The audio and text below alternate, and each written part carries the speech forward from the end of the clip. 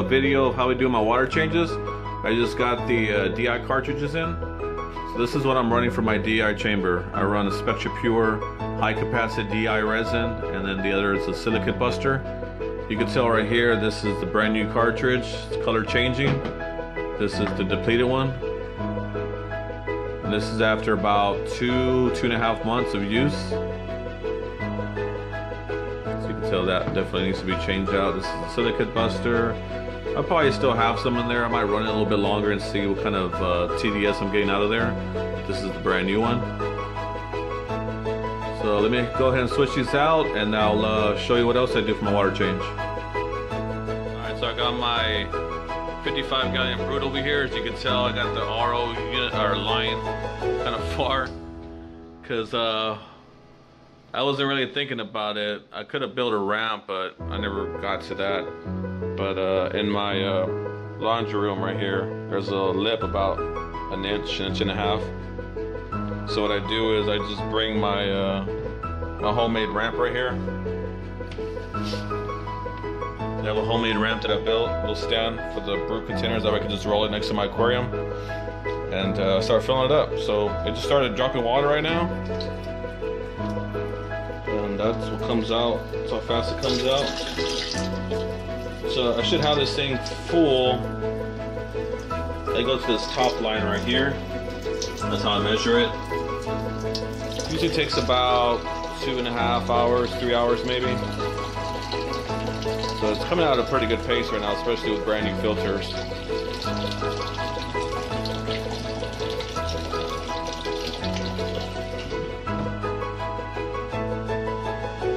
Hey guys, Anthony here with Fanatics. Just want to show you a video of how I do my my water changes.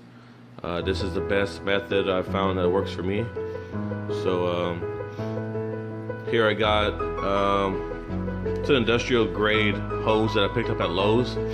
I've been using this hose for a while. So you can see I use my return nozzles right here as a kind of like an anchor. Just put my hose in there so I can start my siphon, especially when I'm doing it myself. And I have it going over here to a 55 gallon Brute. And I'll start the siphon.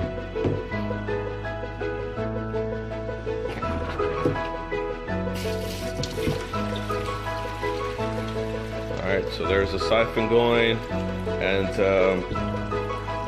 I have over here my other 55 gallon Brute. I just made fresh salt water, Red Sea salt, and you can see right there, this reference right here, this line right there that I use. So I mixed this up about 3.5 hours ago.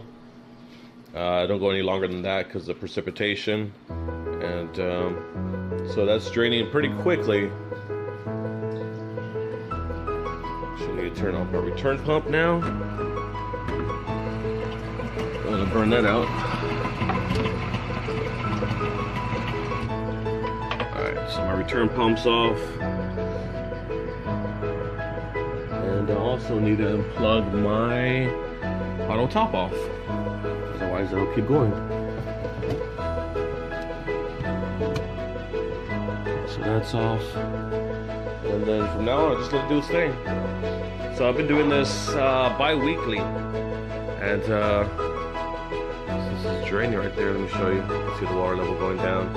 I picked up some new coral since the last time I did a video. I got this torch right here. I picked up this red logo. She's doing awesome. And I picked up this from a buddy of mine. I was told that it was a holy grail. I used to have an Aussie golden torch that was, the tentacles were all golden. This just seems to be on half of the tentacles. The other side is not golden. So I haven't done much research, but if you guys know what it is, let me know. It's a beautiful piece though. It's got 5 heads, I believe.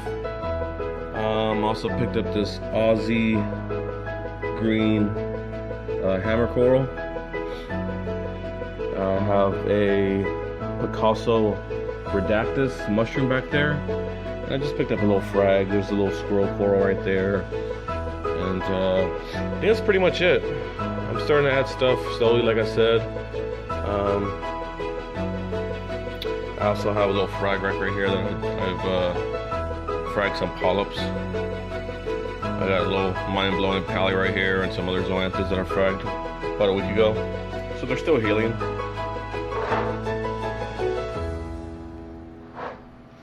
Yep, there's the water change. The whole thing takes me less than 20 minutes. Super quick. So I'll push this down a little bit more. Check this out. This is more than halfway full. So what I'll do is, there's my front door right there. So what I do is, I fill that up, kill it. I hook up this part of the hose to my return pump, which I have in here. It's a Mag 9.5. So I use that to pump the water back in. I leave that hose where it is. And that's it, I'm done with water change. 55 gallons, about 50 gallons actually, every 2 weeks. Let me know what you guys, how you guys do it, how you guys do your water changes, maintenance. You know, I scrubbed the glass just a little while ago. Doesn't get too dirty, but I don't really mess with my sand bed unless it gets real bad. I really don't like a lot of like rubble rocks and stuff like that. I always see snail shells or something. I'll take them out. I just like a clean looking sand bed is what I prefer. Like my tuxedo orch right there, just cut a bunch of shells on them.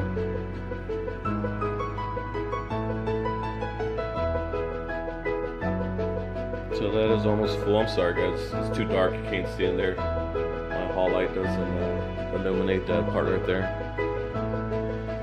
But yeah, the tank's doing good. My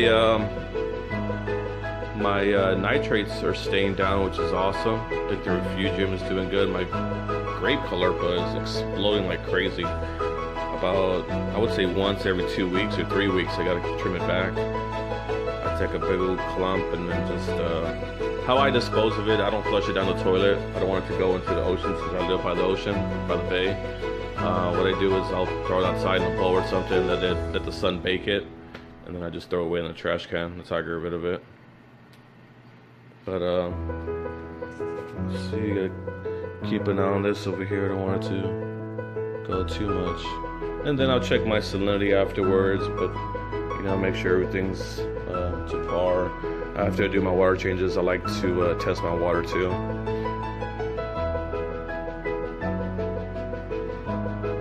So it's got about another inch that'll go down.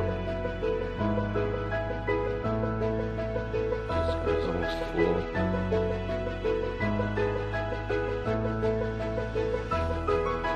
Here's some pictures, since I have you here, that my kids did for me last year.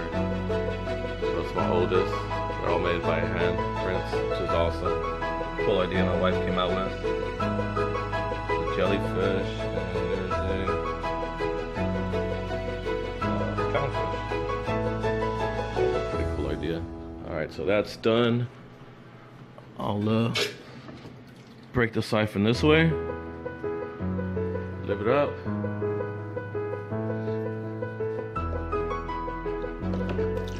What I'll do is make a mess, of course. Do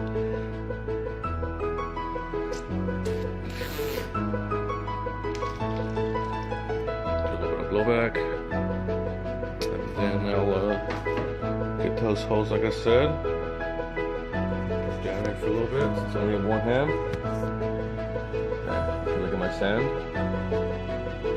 Put this up to 9.5.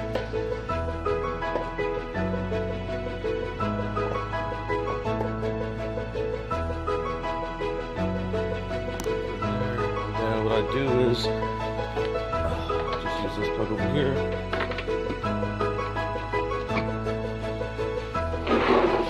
And the water goes back. My water change is complete. Like I said, I'll do a water test. I'll test all my parameters, make sure everything's okay. That's a little indentation I get from the hose when it's pumping the water back in. Nothing too crazy. There's my my saltwater canister, and what I do is I just bring it right here. This is the dirty saltwater. So I'll plug it in, use the same hose. And I just run it outside. I just dump it that way. Super convenient, super easy. So let that run out, and let me show you my refugium, guys. My nitrates are still down, which is amazing. Owe it all to this. My great caulerpa is a dominant algae in my refugium. You can see that. This stuff is just growing like crazy. So about every 2 weeks, I'm taking at least a good handful out. I got some of this red algae,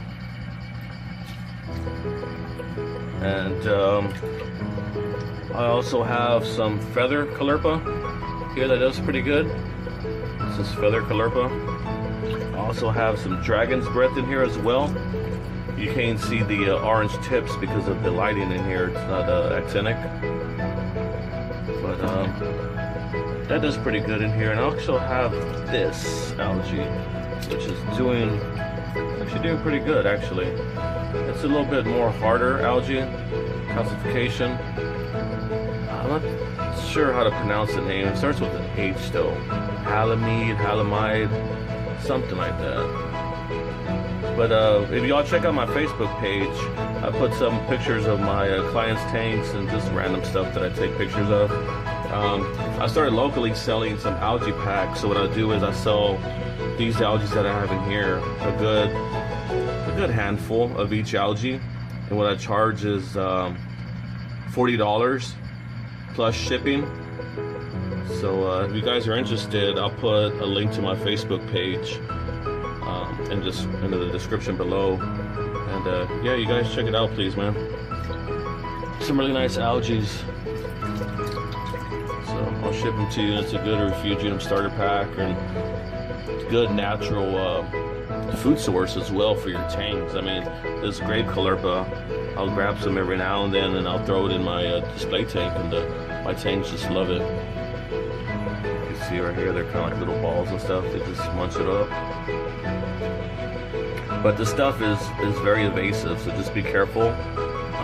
I got enough tanks. I got 4 big tanks in my main display, so even if some gets past this and gets shot up in my return pump, the tanks will eat it up right away and don't really cause a concern to me. So let me know if you guys are interested, and stay tuned, man. I'm gonna come out with some more videos, some more ideas. Let me know what you want to see, guys. Until then, y'all take care. Peace out.